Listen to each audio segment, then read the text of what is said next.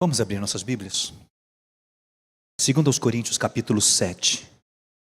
Irmãos, perceberam que o Isaías mandou fazer um negócio bonito para mim aqui, né? Aí, Michael, agora a gente não precisa mais ficar empenado aqui, ó. Ó. Coisa chique. Viu? Cadê o Adriano? Adriano? Ó. 2 Coríntios capítulo 7.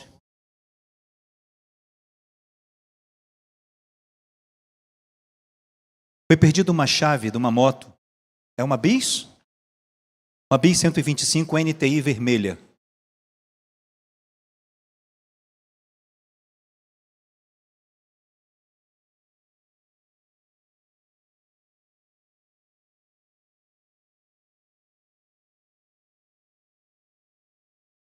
Se eu fosse você, eu vinha pegar logo, porque senão eu vou acabar levando ela para mim.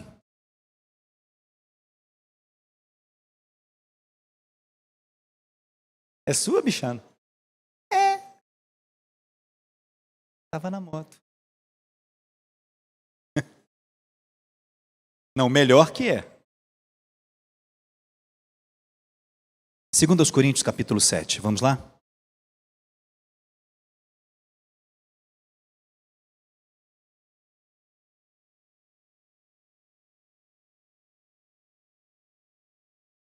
Há uma ordem do apóstolo Paulo nesse texto aos irmãos de Corinto.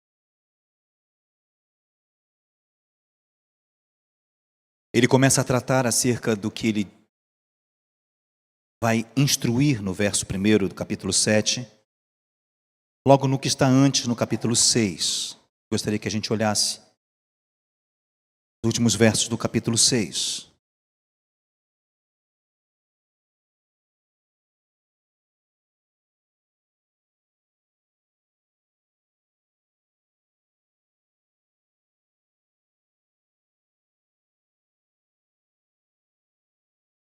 Verso 16. Ele vai começar afirmando na parte B do verso: porque vós sois o templo do Deus vivente. Acharam aí? Na parte B do verso 16. Porque vós sois o templo do Deus vivente. Como Deus disse: nele habitarei, entre eles andarei, eu serei o seu Deus, e eles serão o meu povo. Por isso, sai do meio deles e apartai-vos, diz o Senhor. Não toqueis em nada imundo, e eu vos receberei. Eu serei para vós pai, e vós sereis para mim filhos e filhas, diz o Senhor. E logo no capítulo 7, o apóstolo Paulo vai dizer: ora, amados, pois que temos tais promessas, as promessas que são feitas logo no verso 17 e 18,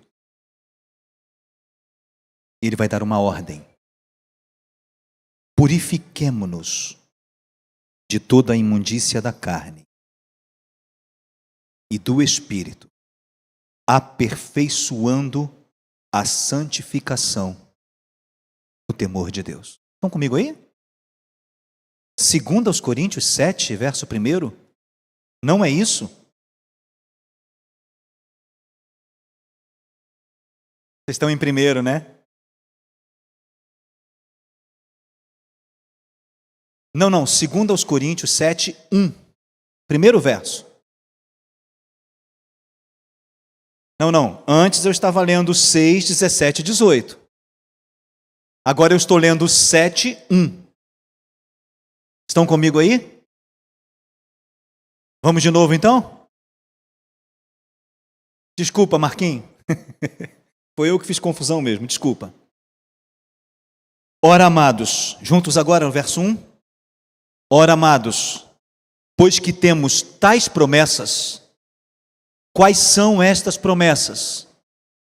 As que estão no versículo 16, 17 e 18 do capítulo 6.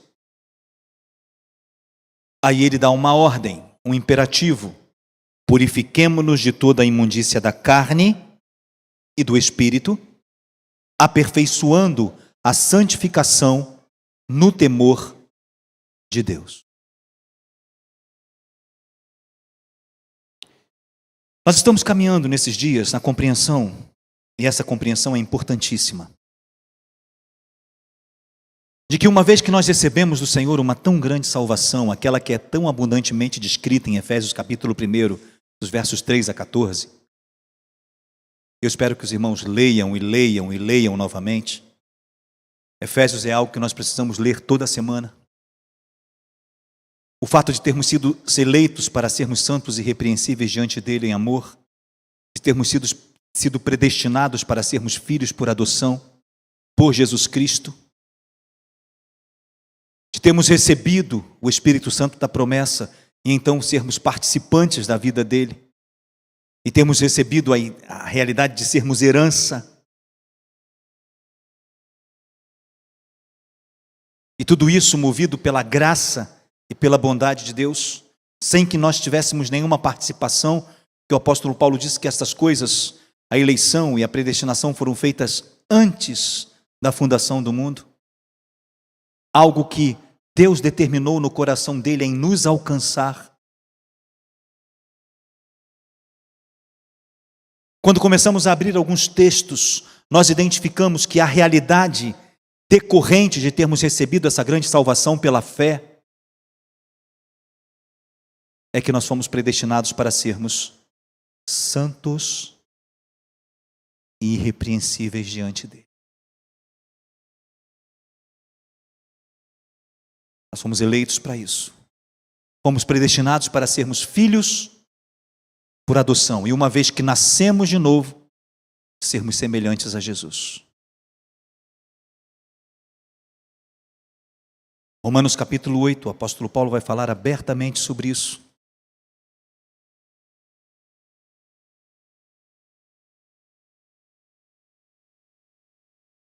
Verso 29.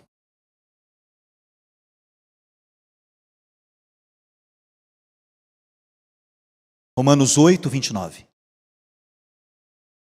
Porque os que dantes conheceu, a esses também predestinou para serem o quê? Conformes à imagem de seu Filho, a fim de que ele seja primogênito entre muitos irmãos.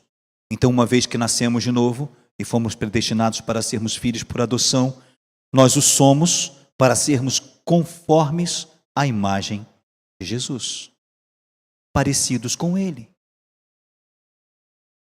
Esta tão grande salvação, ela se reflete em nós, ela se manifesta em nós, numa dinâmica de vivermos nele.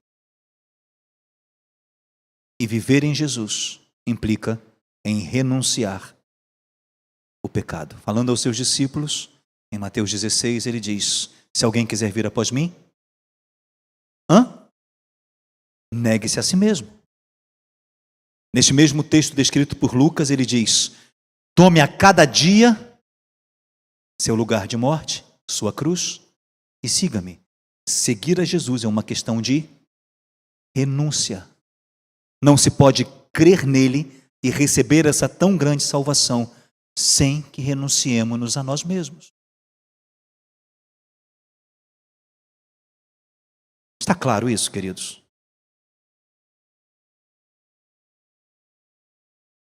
Por que precisamos trabalhar isso?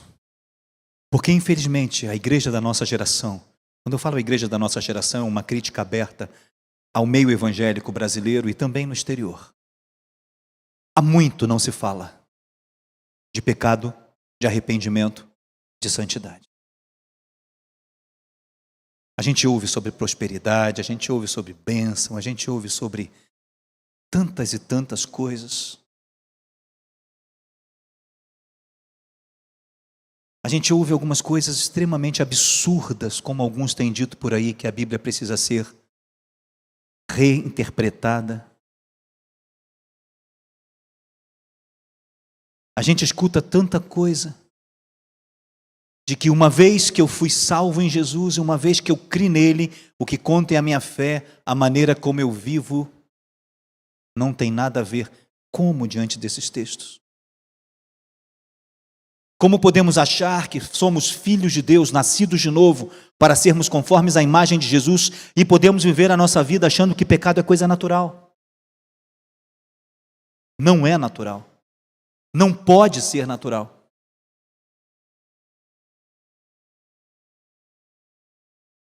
Alguns textos que nós já abrimos, talvez o mais claro acerca disso seja 1 de João capítulo 3. Primeira carta de João, capítulo 3.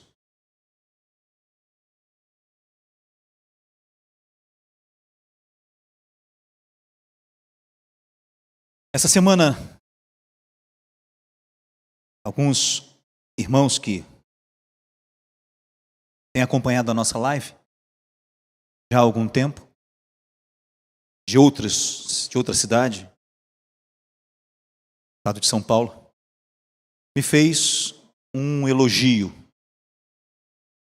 achando que ele ia me fazer uma ofensa. Ele disse: você é escriturista e conservador. Que honra!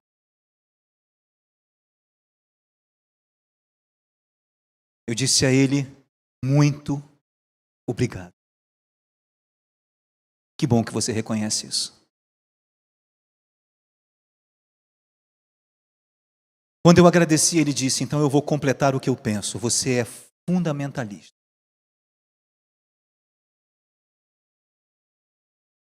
E eu disse para ele: um dia eu chego lá. Porque estas coisas não são ofensa.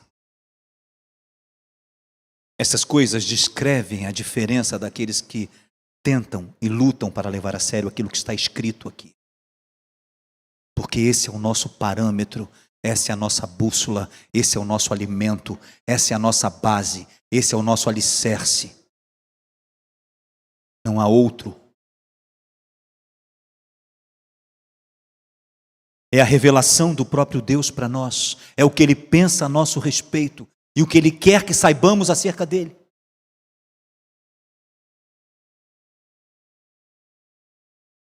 Capítulo 3 de 1 João, o apóstolo João vai começar dizendo em sua carta, primeiro versículo do capítulo 3.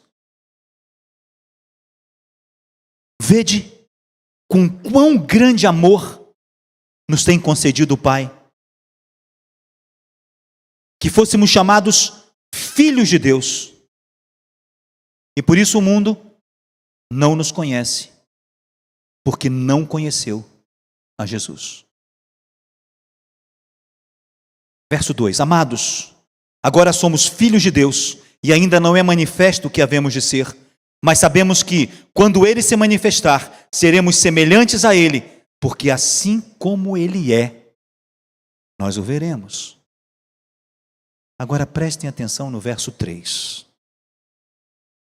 E qualquer que está nele tem esta esperança. Qual esperança? A esperança de vê-lo, de nos relacionarmos com Ele como Ele é. E também purifica-se a si mesmo, como Ele é puro. Qualquer que tenha a esperança de ver a manifestação dEle como Ele é, purifica-se a si mesmo, como Ele também é puro. Como que é possível ler um texto desse e achar que uma vez que nós cremos em Jesus e entendemos que a cruz é suficiente para perdoar todos os nossos pecados, tanto os do passado, quanto os do presente, quanto os do futuro, então eu não preciso me preocupar com a forma como eu vivo, porque independentemente eu serei perdoado. Isso é insanidade. Não pode ser sério. Porque nós não estamos falando de que essa santificação nos levará à salvação. Nós estamos falando que uma vez que somos salvos, filhos de Deus, e recebemos o seu Espírito e a sua vida, santificação é a nossa realidade. Ou deveria ser. Irmãos, estão entendendo? Porque qualquer que tem nele essa esperança, purifica-se a si mesmo como ele é puro. E aí ele vai abrindo ainda mais o entendimento disso. No verso 4 ele diz: qualquer que comete pecado, qualquer que peca. Eu tive bastante cuidado de ir novamente nesse texto para identificar o termo e o tempo verbal. É importante essa compreensão. A ideia aqui, no tempo verbal, que no grego é aspectual, não é uma questão de quando, em que tempo, presente ou passado ou futuro, em que a ação foi feita, mas se é uma ação que se completa ou uma ação que continua. Os tempos verbais presentes no grego, eles sempre descrevem uma ação contínua, e é disso que o apóstolo João está falando aqui.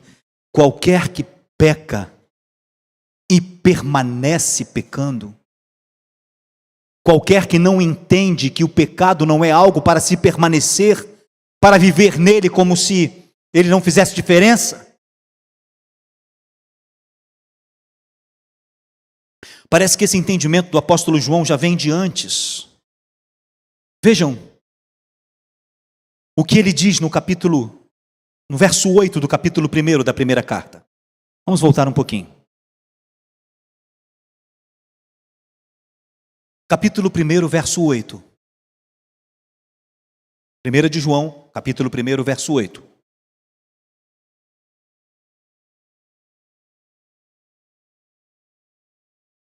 Primeiro no verso 7, vamos voltar até o verso 7. Olha o que ele vai costurando em nosso entendimento. Mas se andarmos na luz, estão comigo aí? Então vamos juntos, leiam juntos. Mas se andarmos na luz, como ele quem? Jesus, na luz está, temos comunhão uns com os outros, e o sangue de Jesus Cristo, seu Filho, nos purifica todo o pecado. Aí ele vai dizer: se dissermos que não temos pecado, enganamo-nos a nós mesmos, e a verdade não está em nós. Então todos nós precisamos compreender que somos pecadores.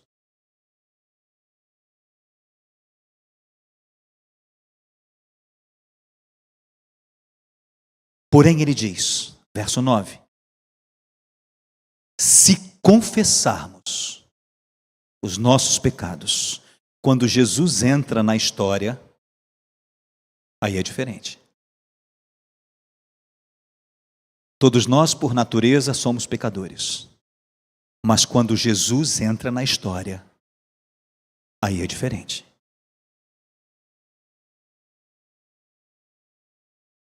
Se confessarmos os nossos pecados, Ele é o quê? Ele é fiel e justo para nos perdoar os pecados e nos...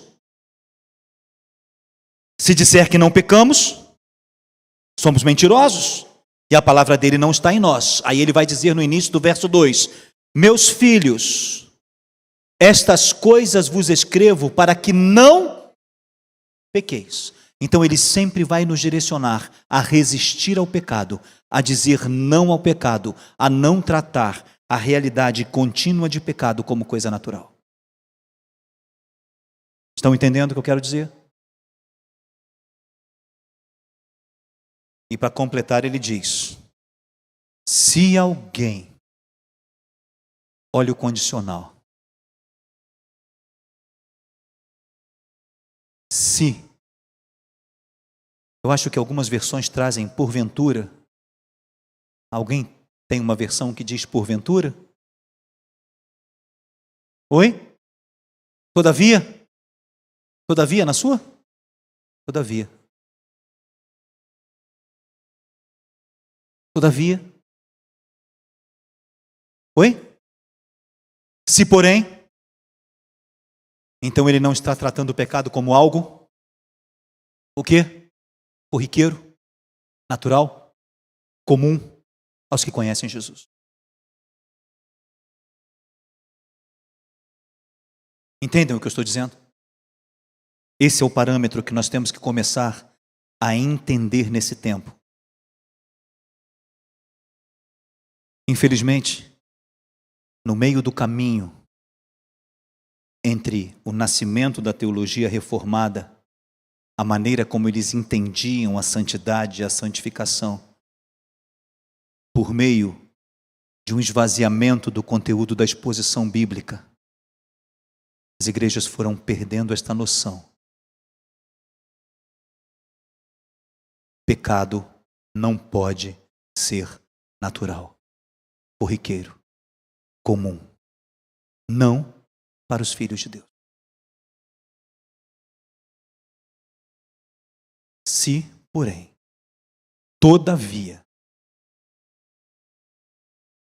se alguém pecar, temos um advogado para com o Pai, Jesus Cristo justo, que Ele é a propiciação pelos nossos pecados, e não somente pelos nossos, mas também pelos de todo o mundo. Em algum lugar foi roubado de nós a compreensão que ser filho implica em obediência.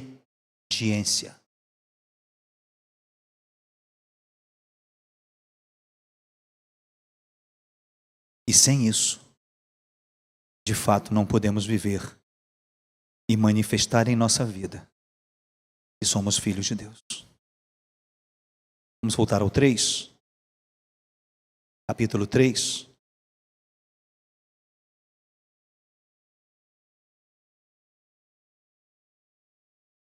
Verso 4. Vamos juntos? Qual é a expressão que os irmãos têm? Comete pecado?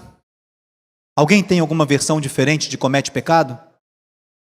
Pratica pecado? Alguém tem só peca? Oi? KJA, que vive costumeiramente.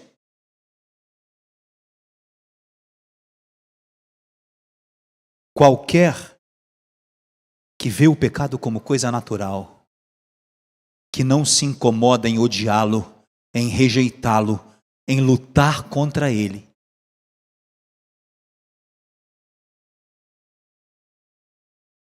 comete iniquidade. Porque pecado é iniquidade. E bem sabeis que ele se manifestou para tirar os nossos pecados, e nele, entendem? Nós estamos construindo isso há alguns domingos, queridos.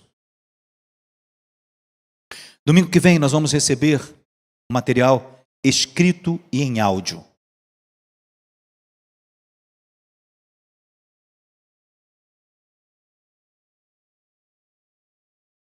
Pecadores nas mãos de um Deus irado. Eu não vou adiantar absolutamente nada. Simplesmente eu gostaria que os irmãos lessem aquilo, ou este material, com o coração aberto para ouvir o Espírito.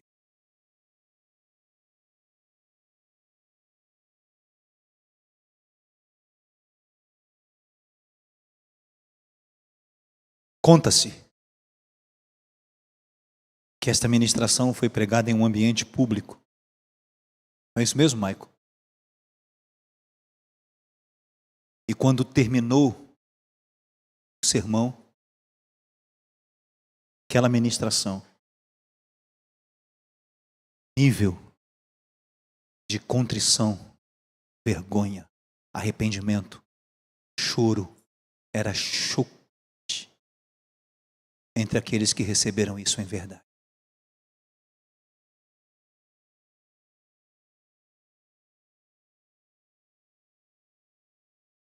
Como nós estamos vivendo sob a graça,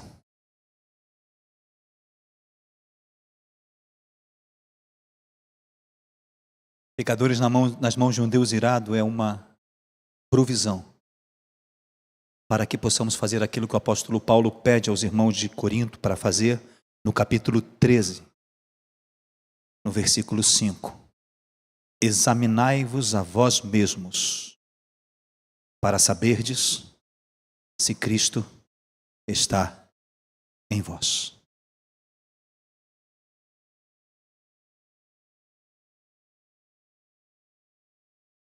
Ele diz, se é que já não estáis... reprovados. Mais adiante, ele diz: mas espero que vocês entendam que nós não estamos reprovados. Amém? É com essa finalidade que nós estamos trazendo este assunto, porque a volta de Jesus se aproxima. Os tempos e as estações mostram que nós não temos muito tempo mais. E nós não podemos chegar nesses dias como aqueles que são descritos por Jesus, que viviam nos dias de Noé, onde o juízo foi anunciado e eles viviam como se nada disso fizesse diferença. E o texto diz até, o próprio Jesus diz, até que o dilúvio veio e levou a todos.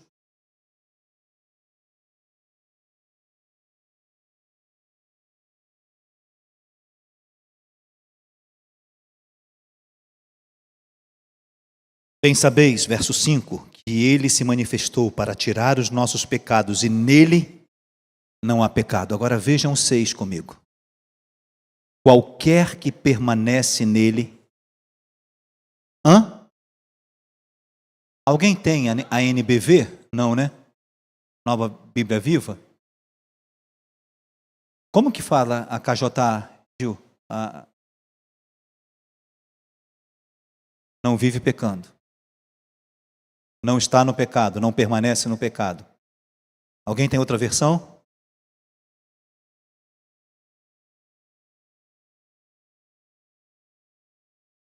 Algum de vocês tem a nova versão na linguagem de hoje, a NTLH?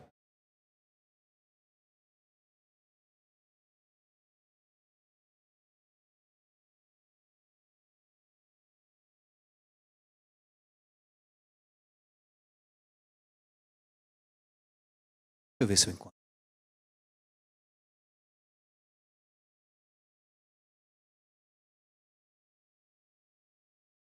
Assim, quem vive unido com Cristo não continua pecando.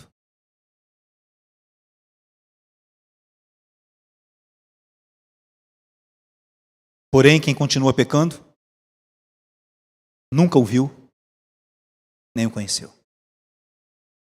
Os irmãos entendem porque precisamos tratar desse assunto?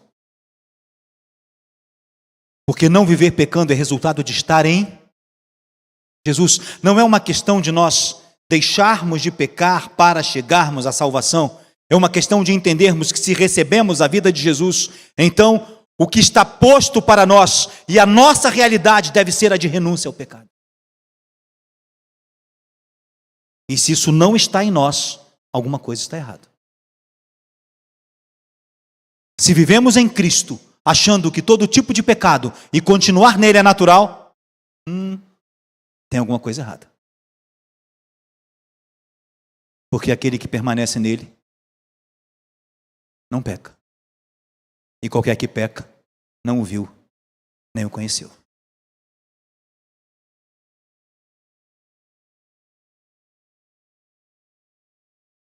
Filhinhos, ninguém vos engane, verso 7, quem pratica justiça é justo, assim como ele é justo. Quem comete pecado é do diabo, porque o pecado peca desde o princípio. E para isso o Filho de Deus se manifestou, para desfazer as obras do diabo. Não sei o que estou dizendo, não. Foi o apóstolo João que escreveu.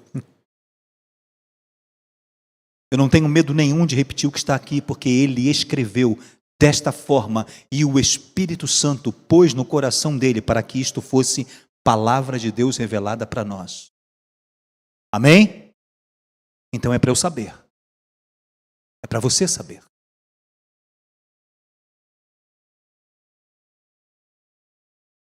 E no verso 9,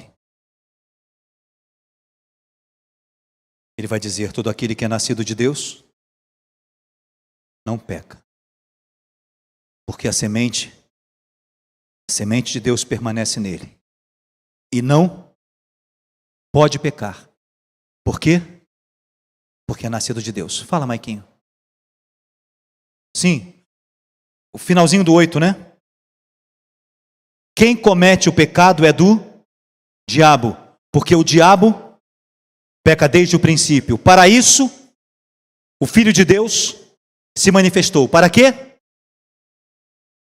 Como eu posso dizer que vivo no Filho de Deus, que se manifestou para desfazer as obras do diabo, e entendo ou posso entender e achar normal permanecer no pecado dos quais eu fui liberto. Não há como. Não há forma de entender isso de maneira natural.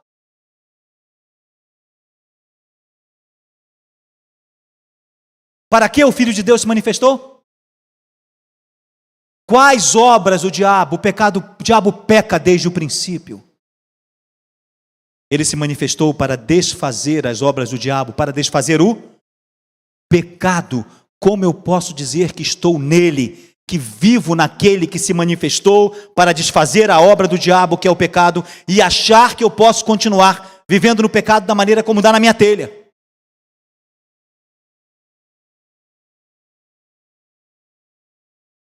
Achando que eu não tenho que subjugar os meus desejos, que eu não preciso mortificar a minha carne, que eu não preciso dizer não às tentações. Como?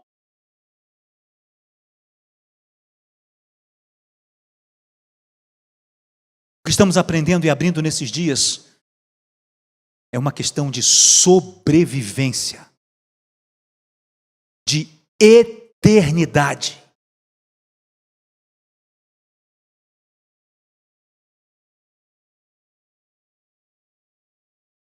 Porque Jesus disse que quem não nascer de novo não pode ver o reino de Deus, não pode entrar no reino de Deus. Vamos lá, na carta de João.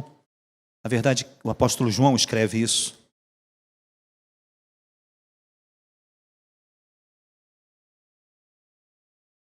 O apóstolo João testifica disso.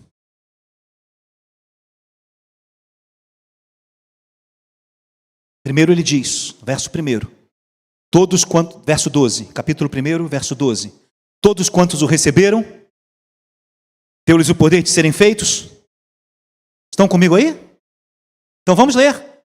Capítulo 1, verso 12. Primeiro, depois nós vamos no capítulo 3. Primeiro no capítulo 1.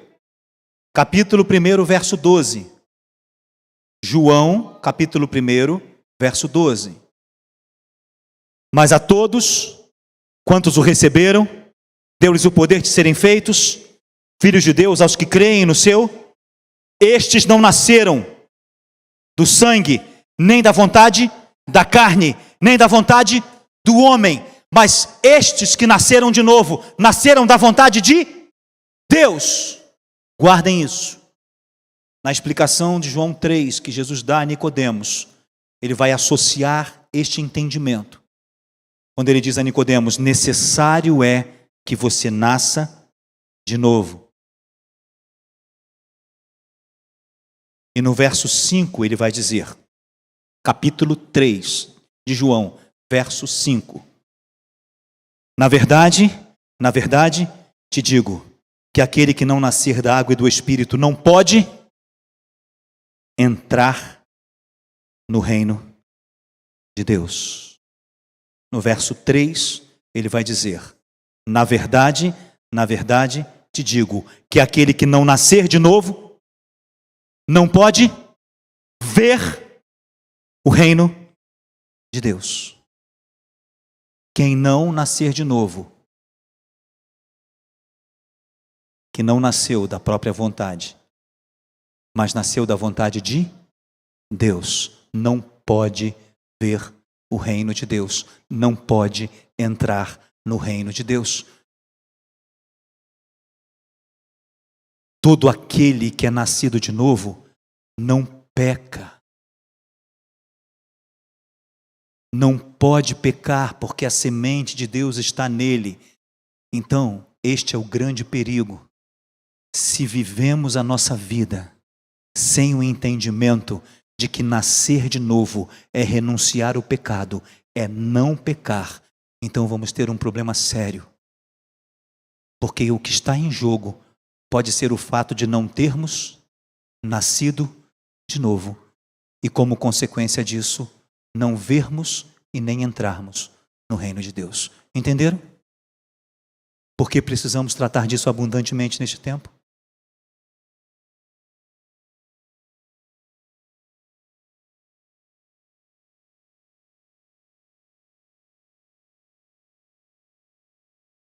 Qual é a qualidade daquele que é filho de Deus, de acordo com a primeira carta de João, capítulo 3, verso 8? Como ele descreve aquele que é nascido de Deus? Verso 9. Gostaria que você lesse. Vamos lá? Verso 9 do capítulo 3 da primeira carta de João. Aqui nós estávamos lendo antes. Por favor, leiam juntos.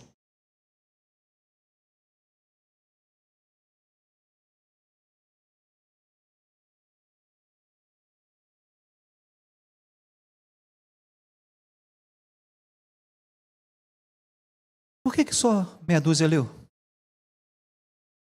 Hã? Vamos ler novamente, todos? Leia na sua versão aí baixinho, mas leia. Vamos lá? Qualquer? Hã? Hã? Como é descrito aquele que é nascido de Deus? Sou eu que estou inventando isso? Sou eu que sou fundamentalista? Hã? O que está escrito? Aquele que é nascido de Deus? Hã? Não peca, não comete pecado, não pratica pecado, não entende que o pecado é natural, rejeita o pecado, odeia o pecado, diz não ao pecado. Não tem como conciliar as duas coisas. Eu não posso dizer que sou filho de Deus, vivendo a minha forma, a minha maneira, andando e fazendo as coisas do jeito que meu nariz aponta.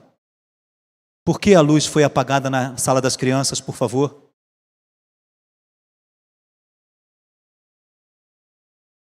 Se vocês apagarem de novo, eu vou tirar todos daí. Entenderam?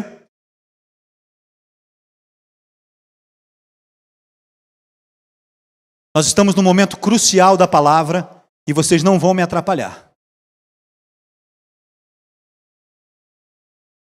Isso, fecha a porta.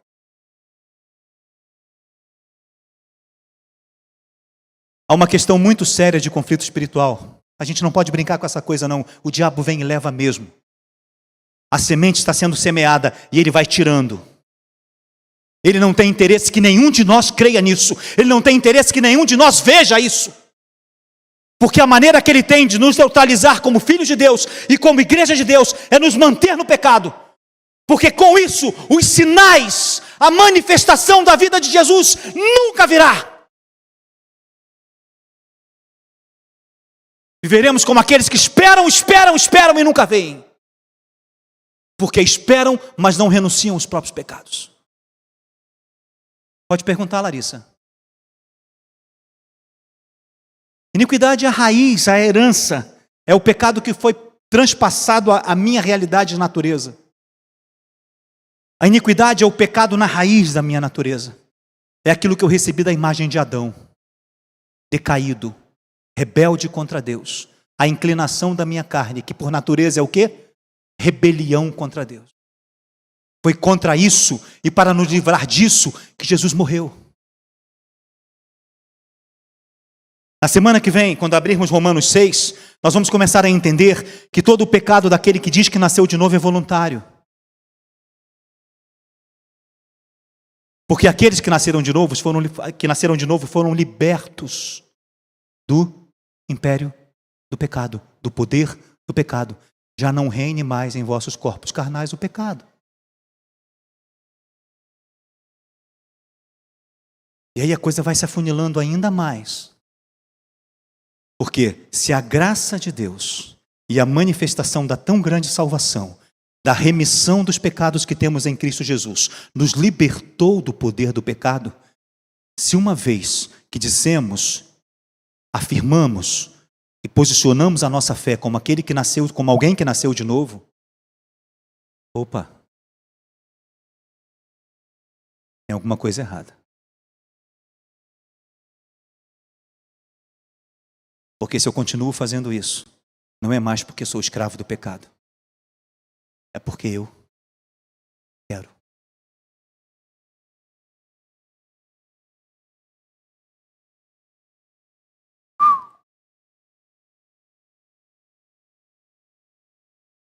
Eu não queria estar na nossa pele.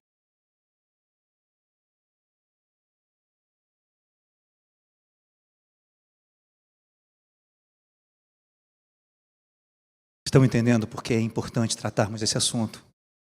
Nós não podemos chegar nos últimos dias sem esse entendimento claro e sem um posicionamento de santidade. Porque sem santidade, ninguém verá o Senhor. E não é por medo. Nós não estamos falando disso por medo, mas por necessidade de aí sim entendermos que santidade é lutar de fato para que a grande salvação que recebemos se manifeste em nós. Pode perguntar, Márcio. Não, pode perguntar. Sim.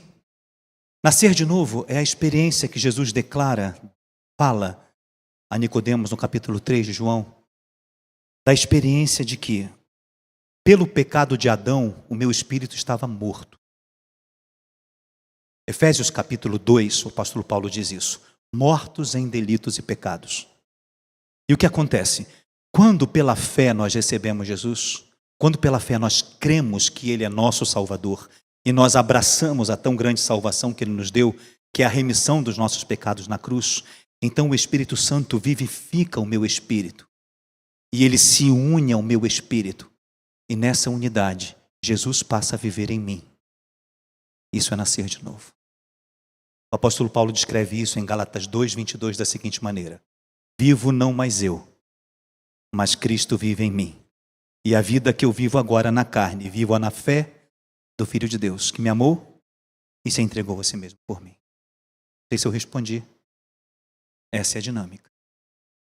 Como este novo nascimento acontece? 1 de Pedro nos fala que nós somos regenerados, nascidos de novo, pela semente da palavra de Deus. E ele diz que essa semente, ela é esporo. Sabe o que é o esporo? Semente mesmo, aquilo que é germinado para produzir vida. Esta palavra é viva. Ela entra em mim, em meu espírito, e ela germina a vida de Deus. O Espírito Santo vem, entra em mim, muda a minha vida de dentro para fora e me faz viver em Jesus, Ele em mim. Isso é nascer de novo. Por isso o apóstolo João diz, nós devemos entender que aquele que nasceu de novo não pode viver no pecado de forma natural. E é por isso que o apóstolo Paulo, na segunda carta aos Coríntios, ele vai dizer: examinai-vos a vós mesmos, para ver se Cristo de fato está em vós. Se vocês nasceram de novo. Porque a diferença é essa. Aquele que nasceu de novo crê e vive por essa dimensão. Eu vivo em Jesus e eu vivo nele e ele vive em mim. Ok? Estão comigo? Vejam, eu não estou bravo. Às vezes a gente aperta aqui um pouco, mas não é. É porque essas verdades são vivas. A gente precisa chamar a atenção para elas. A gente precisa que isso seja evidenciado. Você pare e entenda, seja sacudido na sua realidade. Então não é um desabafo, não é uma briga, não é uma bronca. Nada disso. É evidência para você entender isso. Eu estou chamando a sua atenção para a importância dessas coisas.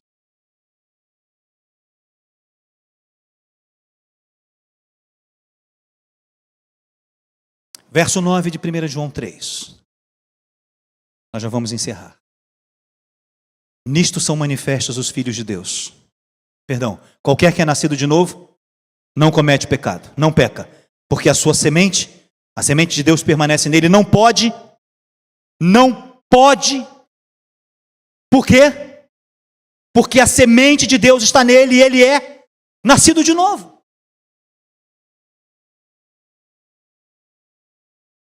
Não pode viver em pecado como se isso fosse natural. Não pode viver dentro da realidade de achar que vive em Jesus e viver pecado como se fosse natural. E andar de acordo com a cabeça, com a telha. Não é possível isso.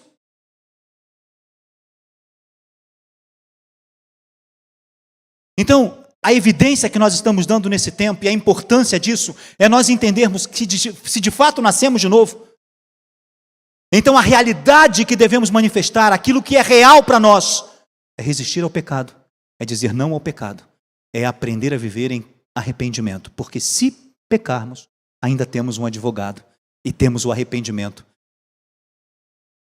Mas arrepender é mudar de posição. E antes do arrependimento é necessário aprender a odiar o pecado, a odiar aquilo que matou Jesus, pelo qual ele se entregou. Vou corrigir isso. Na verdade, os nossos pecados não o mataram.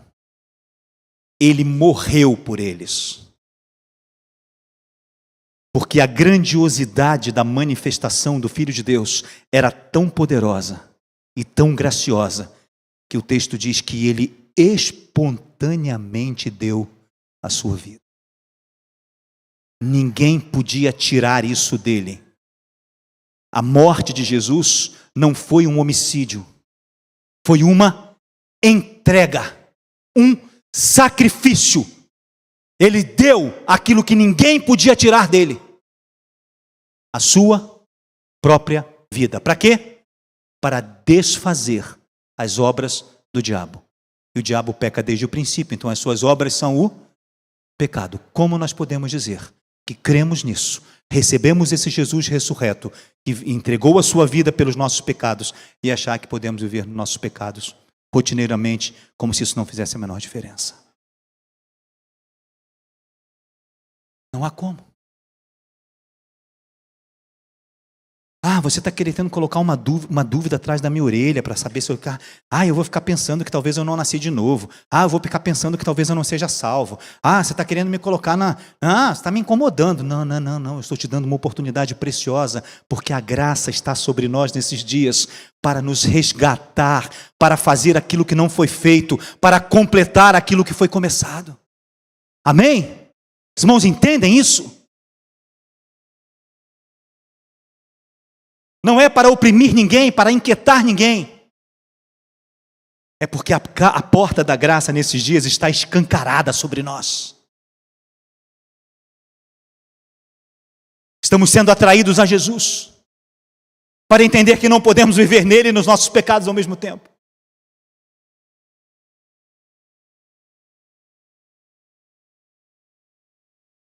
Como já disse outras vezes, nessa questão não há cinza. Não tem metade, não tem talvez, não tem se. Ou somos e somos o que somos, ou não somos o que somos e incorremos o risco de não sermos o que pensamos que somos. Não tem outra saída. E Deus é tão gracioso que Ele nos tem dado a oportunidade de ouvir isso, neste tempo, onde ainda temos franca oportunidade do amor, da graça e da tão grande salvação de Deus ofertada em Jesus.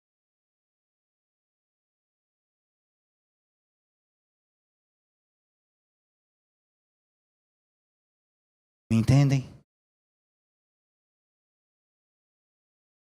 Me entendem?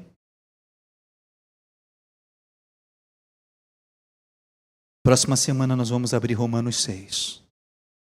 Eu acho que vocês têm percebido que a gente não tem conseguido fazer outras coisas a não ser ler os textos e entender como eles nos têm sido abertos neste tempo de uma forma como nunca nos foram abertos antes. Isso também é graça.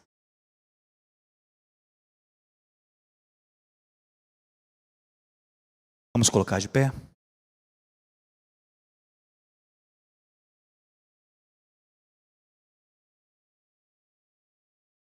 Podem vir.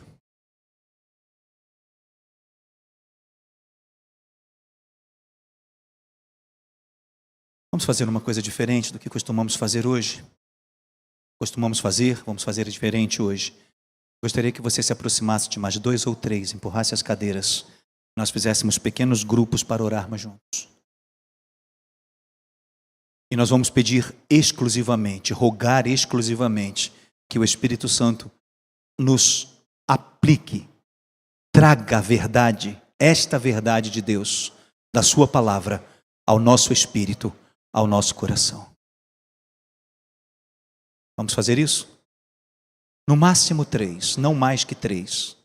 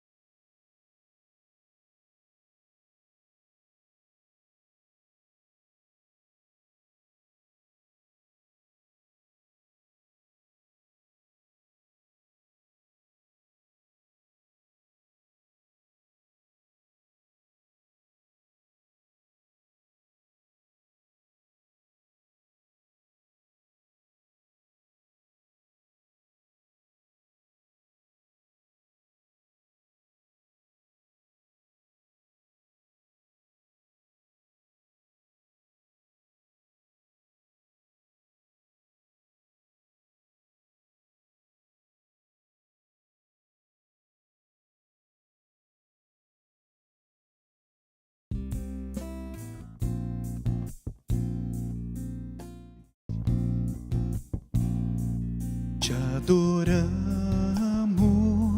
Santo Espírito, doce presença de Deus, companheiro, consolador, sopro de vida, tu és. Te adoramos, Santo Espírito, doce presença de Deus, companheiro, consolador, sopro de vida, tu és. Tua presença habita em nós, rio profundo de Deus. Tua vontade queremos fazer, seja o centro do nosso viver. Ou seja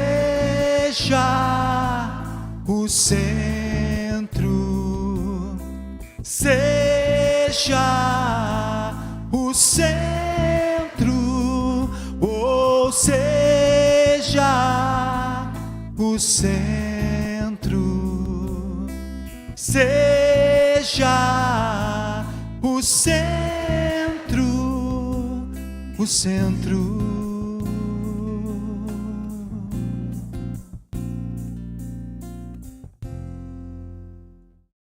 Vamos estender as nossas mãos uns sobre os outros.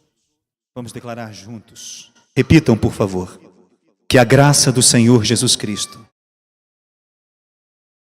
o amor de Deus Pai, a comunhão e a consolação do Espírito Santo estejam sobre a sua vida,